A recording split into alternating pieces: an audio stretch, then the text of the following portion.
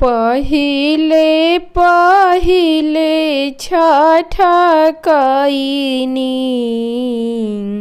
छठी मैया बरत तोहार, छठी मैया बरत तोहार।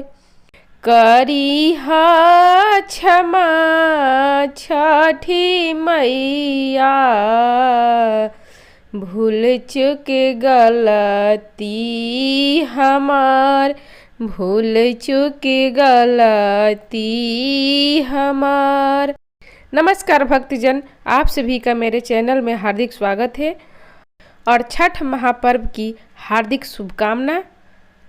तो आइए आज मैं बात करूंगी छठ महापर्व से जुड़ी नहा खाए की रस्म क्या होती है और नहा खा हमें कैसे करना चाहिए। जो भक्तजन पहली बार छठ महापर्व का व्रत कर रहे हैं उनको क्या क्या सावधानियां रखनी चाहिए, क्या क्या उन्हें कड़े नियमों का पालन करना चाहिए। तो आज मैं इस वीडियो में नहा खाए से जुड़ी सारी बातें बताऊंगी जो एक छठ महापर्व के नहा खा में किया जाता है। दिवाली के चौथे दिन यानी कि कार्तिक माह के शुक्ल पक्ष की चतुर्थी को नहाए खाए की परंपरा निभाई जाती है। इस दिन कुछ विशेष रीति रिवाजों को पालन करना होता है। 28 अक्टूबर 2022 से छठ पूजा का आरंभ होगा। छठ के हर परंपरा में पवित्रता का खास ध्यान देना होता है, तभी व्रत का फल मिलेगा। नहाए खाए का महत्व क्या होता है, या यूँ समझिए कि नहाए खाए के नियम क्या है और कौन कौन सी ध्यान रखने योग्य महत्वपूर्ण बातें होती हैं। इस दिन छठ का व्रत करने वाली महिलाएं आम की दातुन से मंजन करती है। दातुन न मिल पाए यदि आम की लकड़ी का, तो किसी भी फल के दातुन से मंजन किया जा सकता है। उसके पश्चात स्नान आदि करके और नए कपड़े या साफ सुथरे धुले वस्त्र पहनकर सूर्य भगवान की पूजा करना चाहिए। नहा खाए का अर्थ है स्नान कर भोजन करना।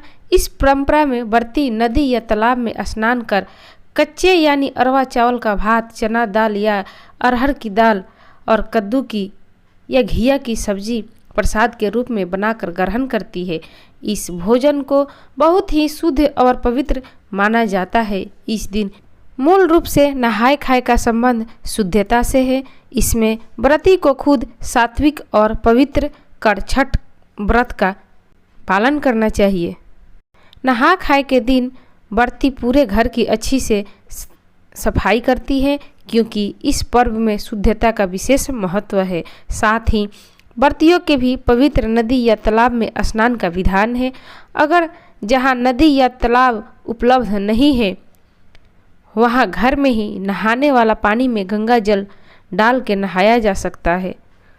कहीं कहीं तो गंगा नदी से पानी लाकर इस दिन खाना बनाने का भी रिवाज है। साफ सफाई और शुद्धता के साथ साथ पहले दिन का नमक युक्त भोजन बनाया जाता है। ध्यान रहे खाना बनाने वाली जूठी वस्तु का इस्तेमाल ना हो। छठ के चारों दिन जो घर में व्रत नहीं रखते उन्हें भी सात्विक भोजन करना होता है। मांस मदिरा का सेवन वर्जित है। साथ ही ब्रह्मचर्य का पालन करें। इस दिन दाल भात और घिया की सब्जी बनाई जाती है।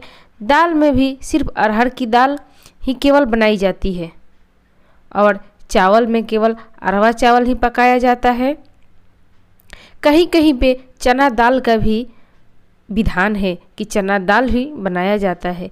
यहाँ एक विशेष बात और हम आपको बता दें कि इस दिन घर में नहाने के बाद ही भोजन पकाया जाता है और व्रती महिला के दाल भात और लौकी या सीताफल कोहड़ा की सब्जी ग्रहण करने के बाद ही घर में अन्य सदस्यों को खाना दिया जाता है। और उस दिन खाना बनाने में जो भी सामान यूज होता है, जैसे नमक, तेल, मसाला, चावल आदि, ये सब सामग्री फ्रेश होना चाहिए यानी नया होना चाहिए। कहने का अर्थ ये भी है कि ये सभी सामग्रियाँ पहले से घर में प्रयोग हो रही सामग्रियों में से लेकर नहीं बनाना चाहिए। जिसे भोजपुरी भाषा में अमनिया कहते हैं। कहीं कहीं घिये की सब्जी की जगह सीताफल की सब्जी भी बनाई जाती है। नहा खाए के दिन ही पूरे छठ में प्रयोग में किए जाने वाला मिट्टी का चूल्हा भी बनाया जाता है और उसी चूल्हे पर छठ व्रत के खरना का प्रसाद, छठ व्रत के ठेकुआ और सभी प्रसाद पकवान आदि बनाया जाता है। आम की लकड़ी पर पकाया जाता है। इस चूल्हे को जलाने के लिए किसी भी प्रकार के रसायन का प्रयोग नहीं किया जाता है। मतलब चूल्हा पारंपरिक स्रोतों से जैसे कपूर, दिए की बाती आदि से जलाया जाता है। चूल्हे को जलाने के लिए किसी भी प्रकार के प्लास्टिक, किरोसिन, पेट्रोल, कागज, डीजल कुछ भी नहीं यूज करना चाहिए। नहाए खाए के दिन ही छठ व्रत में प्रयोग किया जाने वाला गेहूँ साफ करके धोया भी जाता है, सुखाया भी जाता है और फिर उसे सुखाते समय एक ज़रूरी बात यह भी है कि गेहूँ जहाँ सुखाया जाता है उस जगह को पहले धोया जाता है। फिर गेहूँ जिस कपड़े पर सुखाया जाता है वो भी साफ और धुला होना चाहिए तथा उस गेहूँ को सुखाते समय अति आवश्यक होता है कि उसे कोई जानवर, पक्षी, बच्चा जूठा न कर दे।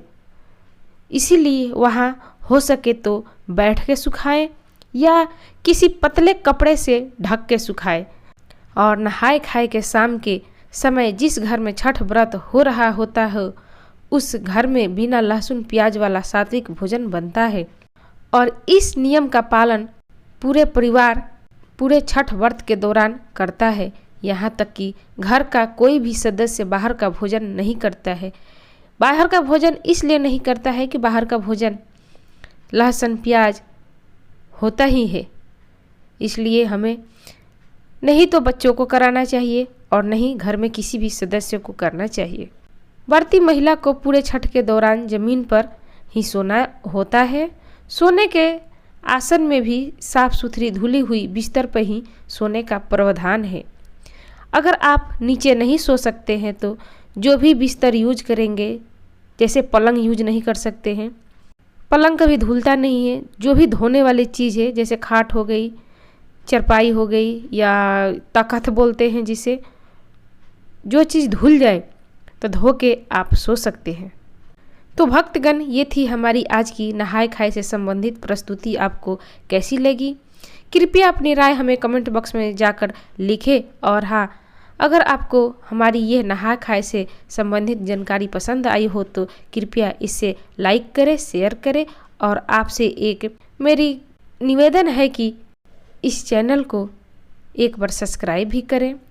और एक बात और मैं बताऊं, हम अपनी अगली वीडियो में छठ महापर्व के दूसरे दिन यानी खरना, रसिया रोटी से संबंधित महत्वपूर्ण जानकारी लेकर फिर से उपस्थित होंगे।